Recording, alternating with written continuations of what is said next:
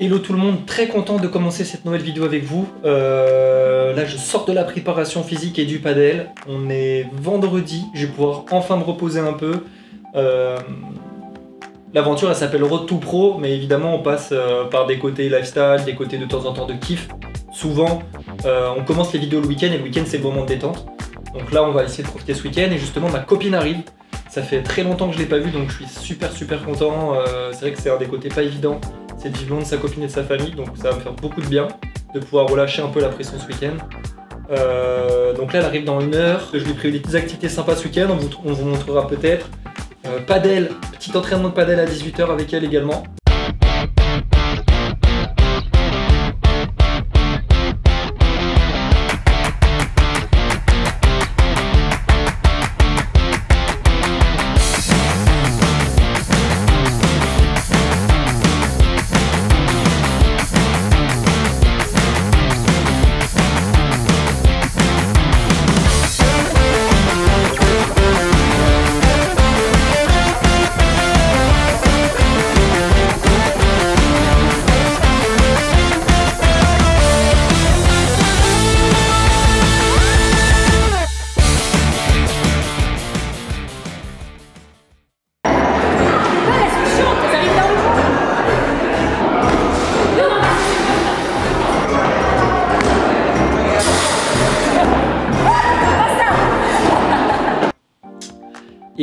Et voilà, et comme d'hab en fin de vidéo, on va vous montrer parce que là je pense que j'ai fait des gros progrès au padel. Je suis content de pouvoir l'annoncer enfin. C'est vrai que pendant un long moment j'ai stagné parce que en fait je me faisais défoncer les jambes en préparation physique, donc j'avais jamais mes jambes pour jouer au padel. Et là depuis cette semaine je peux enfin les utiliser. On est passé sur la partie puissance. Et là franchement c'est un bonheur, je sens que je vole sur la piste quoi. Donc vraiment j'ai fait de gros progrès et je suis très content. Donc hâte de vous montrer tout ça. J'espère que vous allez kiffer cette vidéo. Bye.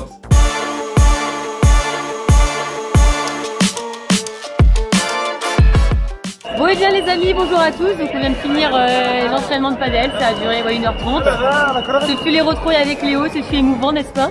Très émouvant.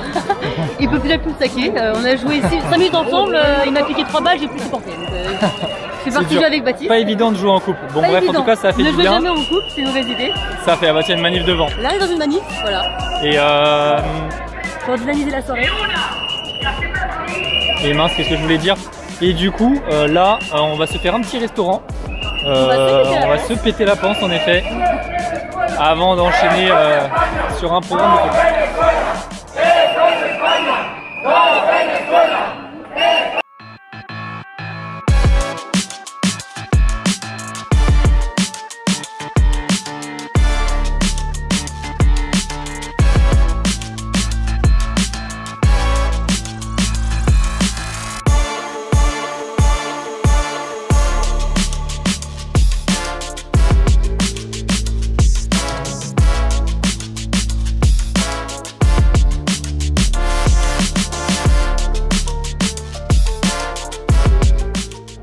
Bon, soirée qui a fait du bien hier soir. Là, ça fait 2 jours, je mange pas ouf. Je suis pas très fier de moi, mais j'avais besoin de me faire un petit peu plaisir. C'est tellement dur les entraînements, on travaille tellement dur sur les jambes que voilà quoi. Là, je suis en train de regarder l'entraînement de Tiffen. J'ai pris une petite séance ce matin avec Ravi Bravo, ancien 80e joueur mondial. Et kiffe. Là, elle est en train de souffrir au niveau des jambes. Je vais vous montrer quelques images. Ça, c'est de l'entraînement à l'espagnol.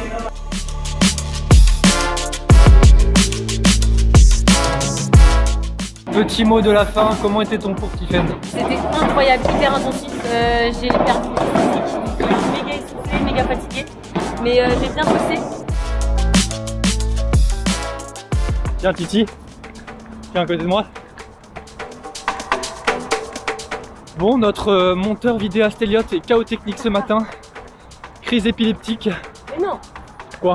C'est pas ça? Migraine ophtalmique. Ah merde, migraine ophtalmique. Y'a rien à migraine voir. ophtalmique. Du coup, on va vous filmer le physique à la petite caméra. Quand le chiffre c'est 2, on part en sprint sur 10 mètres. Quand c'est 1, on part pas. Ça entraîne pour tout ce qui va être temps de réaction, réactivité. Et derrière, vitesse de sprint. Oh la vache, t'as failli gagner celle-là.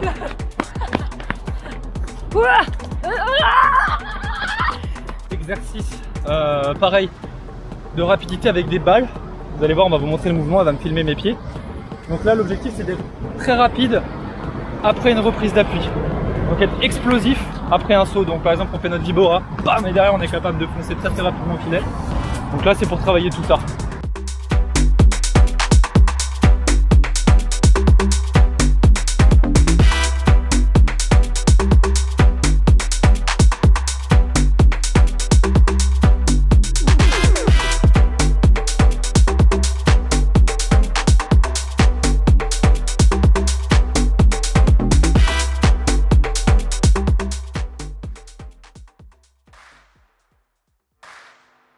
Entraînement du jour, on est parti. Entraînement ce matin à 3, donc on va faire des petits exercices, vous allez voir, sur de l'attaque et de la défense. Elliot il va filmer tout ça. Donc là on va travailler pas mal tout ce qui va être volée. On a validé pas mal de paliers sur la défense. Maintenant j'essaie d'avoir une volée beaucoup plus agressive. Car ma volée, moi, elle est un petit peu flottante, j'utilise pas assez les jambes, je traverse pas assez la balle. Donc là Richie me fait beaucoup bosser ça en ce moment. Donc voilà, donc on va tout donner. Là c'est pour la première fois que je suis un peu à la bourre. Donc je vais laisser Elliot en plan et je vais péter un sprint en solo pour arriver à l'heure au club. Allez, vamos!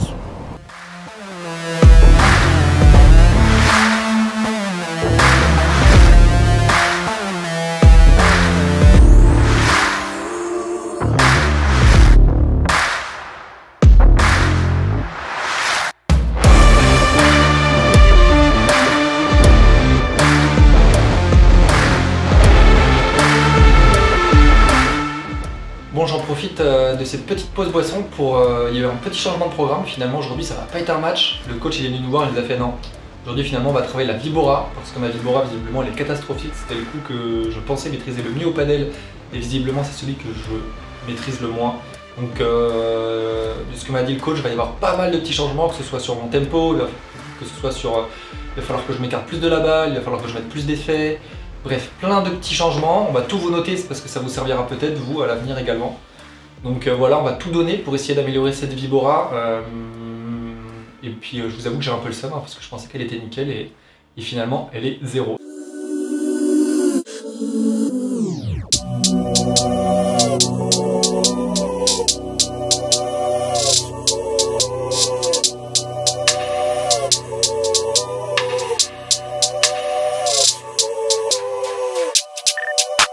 Bon, Richie m'a donné 5 points, donc je vais avoir du boulot. 5 points améliorés pour améliorer ma vibora. Donc point numéro 1, hyper important, la préparation. Il faut qu'elle se fasse très tôt. Moi j'ai tendance à préparer très tard et à faire un mouvement rapide comme ça, ce qui fait que je perds du contrôle. Donc on prépare très rapidement et derrière la tête. Donc moi ce que j'ai trouvé comme moyen technique, c'est de venir coller la raquette contre ma tête pour venir armer au niveau de ma vibora. Et après, boum, je viens lâcher ma vibora. Mais le plus tôt possible, à partir du moment où la balle, on voit que c'est une vibora, on prépare, on envoie, on se gaine bien. Donc ce qui est très important là-dessus, ça va être d'être bien gainé de façon à pouvoir tout relâcher d'un coup. Point numéro 2, le point d'impact avec la balle. Donc on essaie de pas de frapper la balle vraiment trop proche de soi, mais vraiment d'avoir le bras le plus tendu possible. Donc on essaie de s'écarter au maximum de la balle, de façon à après pouvoir aller mettre le plus d'effet possible dans la balle et de faire en sorte que notre balle ne rebondisse pas trop. Et moi justement j'avais tendance à faire un petit peu comme ça, comme un slice au tennis, et non, vraiment là on allonge le bras pour faire une belle vibora. Point numéro 3, le saut. Donc essayez d'avoir un bon timing quand on vient faire une vibora, parce qu'une bonne vibora généralement ça se fait en sautant. Généralement vos adversaires, s'ils sont bons, vous aurez un lob qui va être trop doux à faire et pas un lob qui va être devant vous.